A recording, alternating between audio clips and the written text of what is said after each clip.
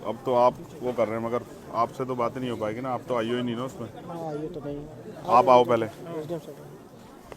मैं भी 27 को ज्वाइन किया हूँ। आपने ज्वाइन किया, मगर अब तो आप चार्ज पे है ना, नहीं, आप ही मैं चार्ज देखेंगे। पे हूँ, मैं परमानेंट हूँ। तो इसमें इनको 3 योजना का लाभ दिलवाया जा रहा है। स्टॉप। एक तो SC/ST का आगे आज जाएगा शाम को कल बजट आया अच्छा, तो 4,12,500। मुझसे थोड़ा पीछे को हो जा रहा ये देख लीजिए, ये है। एक सेकंड। आप कब आए यहाँ? मैं 27 को है, आप 27 में आए। 27 को। फिर भी 7 दिन के अंदर वो पैसा जमा कराना होता है, आपको पता है? हाँ, ये उसमें रूल में है। मैं आपके खिलाफ SC/ST एक्ट का मुकदमा करा सकता हूँ, आपको पता है? नहीं पता तो मैं आपको बता देता हूँ कि अगर आपने 7 दिन में पैसा इनके खाते में नहीं भेजा ना, CO साहब को भी, CO साहब और आप पे दोनों मुकदमा करा, DM साहब पे भी 1 मिनट लगी कराने में। बहुत छोटा सा काम है मेरे लिए, चुटकी भर का। आप चाहोगे मुकदमे में फंसना? ये अच्छा नहीं है। दूसरी बात, अभी तक इस परिवार को परमानेंट सुरक्षा नहीं मिली और आप जानते हैं क्या माहौल है।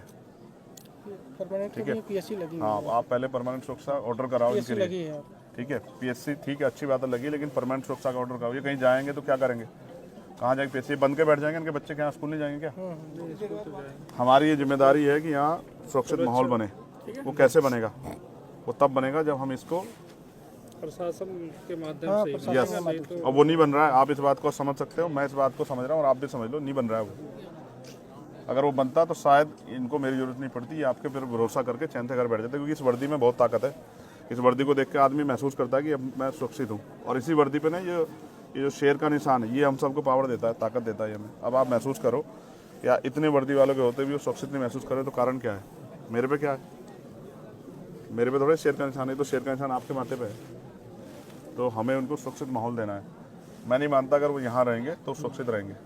तो SC/ST एक्ट में प्रावधान है कि हम उनको यहाँ से, जबकि होना तो चाहिए, एक्ट में तो ये कहता है कि अगर परिवार असुरक्षित है तो चाहे पूरा गांव बदलना पड़े, पूरे गांव को वहाँ से पलायन कराना पड़े, ये कहता है एक्ट तो। लेकिन मैं चाहता हूँ ना, आप कोशिश करें तो ये परिवार यहाँ से अगर कहीं और शहराबाद में शिफ्ट हो जाए तो ये अपना जीवन जी सकते हैं। घटना होगी, मैं उससे नहीं कह रहा हूँ, उस पर बार बार चर्चा नहीं करना चाहता हूँ, लेकिन अब हमें ये साबित करना है कि हमारे यहाँ कानून व्यवस्था अच्छी है और हमारे यहाँ हर आदमी अपनी ड्यूटी कर रहा है।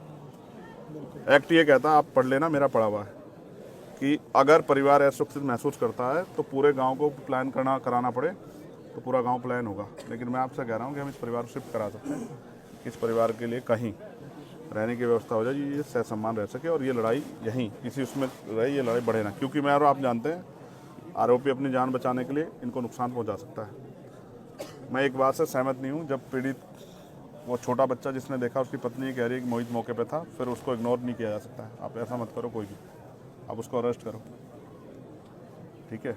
अरेस्ट करो और कोर्ट में चार्जशीट में बताओ क्या है, वो है या नहीं है। उसको ऐसा मत करो कि उसको खुली छूट मत दो, इससे न्याय नहीं होगा, बिल्कुल नहीं होगा ऐसे न्याय। आप उसको अरेस्ट करो, सबसे पहले उसको अरेस्ट करके जेल भेजो और अपनी चार्जशीट में बताओ क्या है। कोर्ट को बताना कि भाई आपने क्यों उसको किया, आपने FIR है ना नामजद उसके खिलाफ। आप जज मत बनो, सब लोग जज बनना गलत है, ये आपका काम है ही नहीं है, मेरा आपका काम नहीं ना, ये कोर्ट का काम है। अगर ये हत्या किसी दलित के बच्चे ने कर दी होती ना, तो आपको पूरे परिवार को चौराहे पर ला देते। पुलिस में जानता हूँ अच्छी तरह से, ठीक है? उनके मकानों पे बुलडोजर चल जाता। मैं नहीं चाहता किसी घर बुलडोजर चले, मेरे उसके परिवार से कोई लड़ाई नहीं। लेकिन आप मोहित को अरेस्ट करो, जब वो उसकी पत्नी कह रही है, वो आई विटनेस है ना, उसका बेटा भी, वो भी कह रहा 12 साल का कि वो मौके पे था। तो आप कोई फैक्ट पे मत जाओ, अभी फैक्ट आप कोर्ट में पेश करना, उसकी बेल के टाइम दे देना, उनकी मदद कर देना, मुझे कोई दिक्कत नहीं है। लेकिन अब आप उसे गिरफ्तार करो। और अगर आप ये सोचते हो कि भाई गिरफ्तार नहीं करेंगे तो फिर मुझसे कोई उम्मीद मत करो, बिल्कुल। मैंने तो कह दिया कि हम 8-10 दिन बाद एक बड़ा प्रोटेस्ट करेंगे और अनिश्चितकालीन करेंगे। बिल्कुल मुझे कोई वो नहीं है, मेरे पास कोई ऐसा मेरी नौकरी नहीं है ना, मैं कोई ऐसा, मैं सदन में मेरे बगैर नहीं चलेगा। मैं नहीं जा रहा हूँ कहीं भी, मैं तो आ जाऊँगा। आप तय कर लो अपने, उससे मैंने आपको बता दिया 2 चीज़ें। एक, आप लाइसेंस की व्यवस्था कराओगे उनको, आर्म्स लाइसेंस उनका बनवाओगे, ये दोनों बच्चों का, ये इनका राइट है।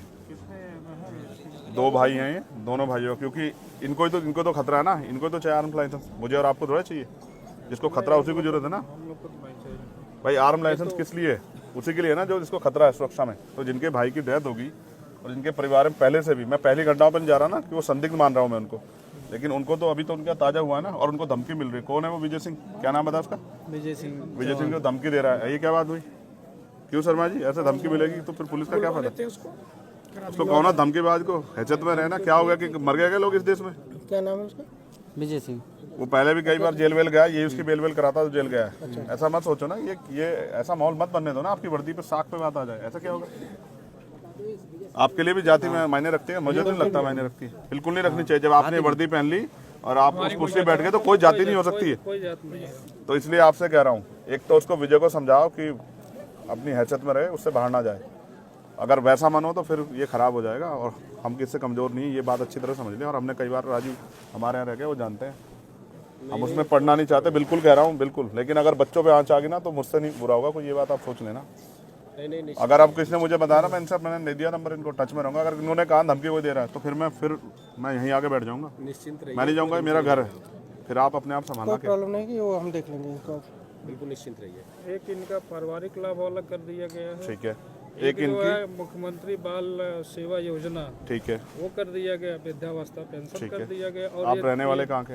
मैं अम्बेडकर नगर का हूँ। Very good. मैं आपसे रिक्वेस्ट कर रहा हूँ, आपकी कलम में बहुत ताकत है, और डीएम साहब से मैं कहूँगा, वो एक तो इनके लिए पेंशन का प्रावधान है, इसकी माता जी के लिए वो पेंशन का प्रावधान आप कर सकते हैं, जबकि इसमें कल ही चर्चा हुई है। हो गया सब। आप भी जानते हैं ना भाई, कल से पहले चर्चा नहीं हुई ना। 27 को ज्वाइन किया तो मुझे पता चला, तो मैं फिर आकर एक्टिव किया। आप महसूस करो ना, कल ही इनसे आधार कार्ड मांगे ना, ये नहीं हुआ है। देखो, अगर आप ही सब लोग अपने आप सही कर देते ना तो मेरी जरूरत नहीं पड़ती। क्या करेगा चंद्रशेखर, मैं भी आपसे कहूँगा ना भाई, मैं किसे कहूँगा। बिल्कुल सही। तो नहीं हुआ, वो सच बात बता रहा हूँ, नहीं हुआ, उस तरह से नहीं हुआ। हो सकता है कोई दबाव, कोई प्रेशर हो। आधार कार्ड ज्वाइंट खाते के लिए मांगे गए होंगे बच्चों कल वो सबसे पहला वो है, वो एक्ट का हिस्सा है, वो हमारी ताकत है। पहले आप ये बताओ, ये लड़ेंगे कैसे ये अपने भाई? अगर वो बेल के लिए हाई कोर्ट चला जाए, यहाँ उसको बेल ना मिले 302 में, वो हाई कोर्ट चला जाए, तो ये हाई कोर्ट जाके उसको अपोज कैसे करेंगे आप बताओ? उसमें चिन्हित भी करा दिया उसके बाद को, यहीं से जल्दी उसे सजा कराने का भी प्रोसेस चला हुआ। नहीं तो उसको ना फास्ट ट्रैक कोर्ट में हम लेके जाएंगे, तब वो होगा। लगवा दिया है, ठीक है, और जल्दी से जल्दी उसमें सजा। मैं ये बात आपसे इसलिए कह रहा हूँ, ऑपरेशन कन्विक्शन चल रहा है, उसमें उसको करा दिया गया। सीरियसली कह रहा हूँ। जब मुख्यमंत्री से बात करते हैं हमें बड़ी खुशी होती है कि भाई ये न्यायप्रिय प्रदेश बन गया है, कानून व्यवस्था अच्छी।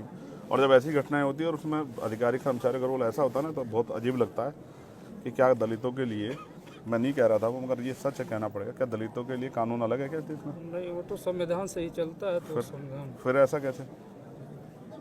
मैं तो देखता हूँ ना सब चीज़ों को, मेरे पास सारी घटनाएं आती है, मैं जाता नहीं हूँ, मैं इसलिए नहीं जाता कि इसका परमानेंट सोल्यूशन ढूंढ रहा हूँ मैं, इसका परमानेंट सोल्यूशन जाना नहीं है।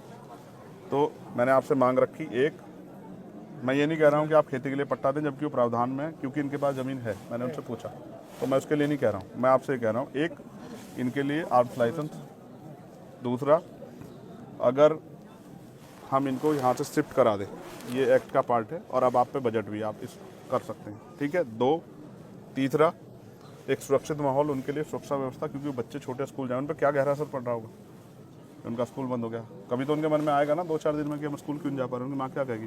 तो उत्तर प्रदेश में कानून व्यवस्था ऐसी कि आप जा नहीं सकते क्योंकि मर जाओगे। ये तो आपकी साख पे सवाल खड़ा हो जाएगा। फास्ट ट्रैक कोर्ट में मुकदमा और परिवार को मुआवजा सरकार दे तो बहुत अच्छी बात है, हम तो करेंगे, हम लोग आपस में मिलकर करेंगे, हमने तय कर लिया। जितने हम बड़ी पंचायत बुलाएंगे उतने हम करेंगे, चाहे हमसे जो भी जुटे वो हम करेंगे। मैं आपको नहीं कह रहा, लेकिन आप चाहो तो कर सकते हैं। ये दुआएं देंगे सब लोग आपको कि भाई किसने हमारी मदद की। देखो, बाप कुछ भी हो, चाहे मिट्टी का हो, लेकिन वो अपने बच्चों को किसी आगे हाथ नहीं फैलाने देता। वो कोशिश करता है कि वो उनकी सारी लड़ाई लड़ दे। 2 छोटे बच्चे हैं, क्या उनकी शादी कौन करेगा? जब वो उनकी शादी का समय आएगा, आप और मैं कहाँ होंगे पता है थोड़े, और कौन जिंदा रहेगा कौन है ये भी नहीं पता ना। लेकिन वो बाप था ना, वो सब कुछ कर लेता, चाहे वो कैसे करता, लेकिन वो कर लेता, लेकिन ख़त्म कर दिया ना सब कुछ। तो इसलिए आपसे कह रहा हूँ कि आप कोशिश करो कि ये सब चीज़ें हों।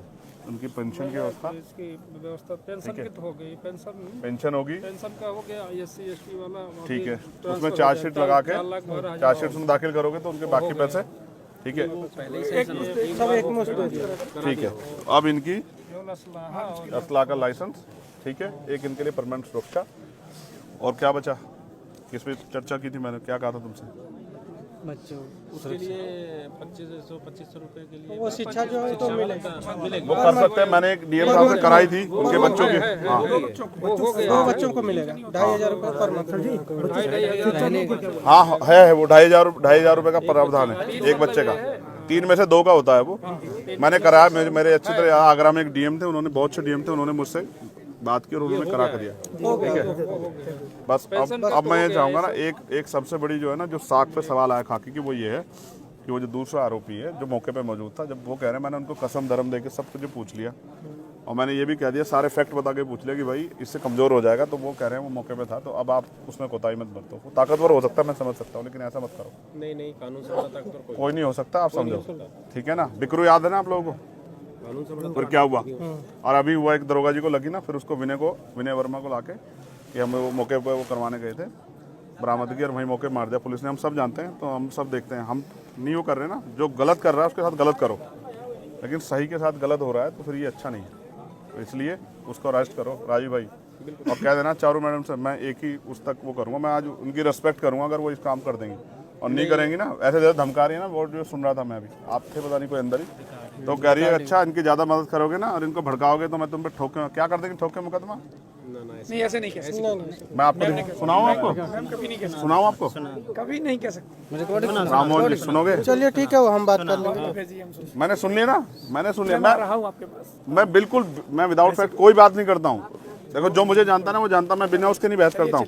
मैंने वो सुनी हो, कह रही है हम करते रहे अपना काम, तुम्हें कोई बात करनी हाँ करो, उनसे बात, उनके रिश्तेदारों को नहीं बात करने, तो क्या कर रहे हो, कैसे होता है कानून व्यवस्था। अधिकतर तो सारी जितनी भी आपकी बातें हैं एसडीएम साहब ने बताया था, और परसों ये प्रोसेस में पूरी होगी, एक लाइसेंस वाला इनका फार्म लाइसेंस और स्थापन कर मैं आपको एक सीनियर अधिकारी मानते हाथ जोड़ के आपसे आग्रह करूंगा, 8 तारीख तो है, मेरा आज मैं 11 तारीख को इन्फॉर्मेशन लूँगा और 11 तारीख तक मैं देखूंगा कि आपने कहाँ तक वो बढ़ा दिया। 11 तारीख की शाम को फिर मैं इस पर अपना मत रखूंगा, मैं आपसे बिल्कुल स्पष्ट कह रहा हूँ। उसकी जरूरत नहीं, फिर मैं हो जाएगा, ठीक है, उससे पहले आप ये समझना कि ये आप अप्लाई कर, चंद्रशेखर ने आपसे आग्रह किया हाथ जोड़ के कि उसको आप कर दो, लाइसेंस करा दें। हो जाएगा। हो जाएगा। मैंने उनको वचन भी दिया कि आपको आपकी सुरक्षा में कोई कोताही नहीं होगी, इसको आप कह के आज ही करा दो सीओ साहब। बिल्कुल बिल्कुल, ठीक है, हाँ, आचार संहिता लगने से पहले। ये हम कराते हैं। मैं अपने लिए नहीं मांग रहा हूँ ना, देखो आप महसूस करो, मैं तो वो हूँ गोली खा के बैठा हूँ, मैं अपने लिए नहीं कह रहा हूँ। और मैंने नहीं कहा हमारे डीएमएसएसपी को, मैंने उनको लाइसेंस के लिए कहा, उन्होंने मेरी अपनी मजबूरी बता दी, मैंने कहा छोड़ दो, मैंने जब मौत आएगी आ जाएगी, लेकिन इनके पास मौत तब आएगी जब चंद्रशेखर नहीं होगा।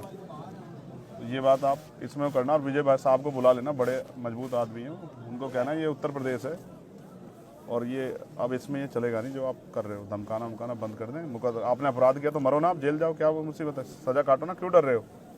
जब आप अपराध कर रहे हो तो फिर क्यों डर रहे हो, अपराध करते क्यों नहीं सोचा आपने फावला चलाते हुए। उसको देखिए सीओ साहब जो धमकी दे रहा है, ठीक है, तो ये मेरा आपसे हाथ जोड़ के आग्रह है सब साथियों से कि आप इसमें मदद करा दें। ड्यूटी है, आप इसमें हम लोग की ड्यूटी है। आप उसको जल्दी से मुझे बता दो, आप वो काम करके जो मैंने आपसे उम्मीद की है राजू भाई। आप ये हमारे यहाँ बहुत चर्चित चेहरे थे, मैं इनकी बड़ाई नहीं करता, नहीं कह रहा हूँ, इन अपराधी कांपते थे इनके नाम से, सिंघम कहते थे इनको हमारे यहाँ के पता नहीं क्या हो गया, यहाँ भी है, यहाँ भी सर सिंघम, यहाँ भी है सिंघम। दिख नहीं रहा ना मेरे आने से पहले हो जाता तो मान लेता कि भाई वही थे। मैं ये क्षेत्र है, आप रहेंगे राममोहन जी हमारे यहाँ। मैं भोपाल में रहा हूँ, संबंदास जी वाले में मेरी भी आपकी बहुत मुलाकात है, 2 साल लगातार भोपाल। देखो आप कितने अच्छे, देखो वहीं रह के आना हमारे यहाँ, कितना अच्छा है, पर यहाँ थोड़ा सा दिक्कत है। ना कोई दिक्कत नहीं, कोई दिक्कत नहीं है।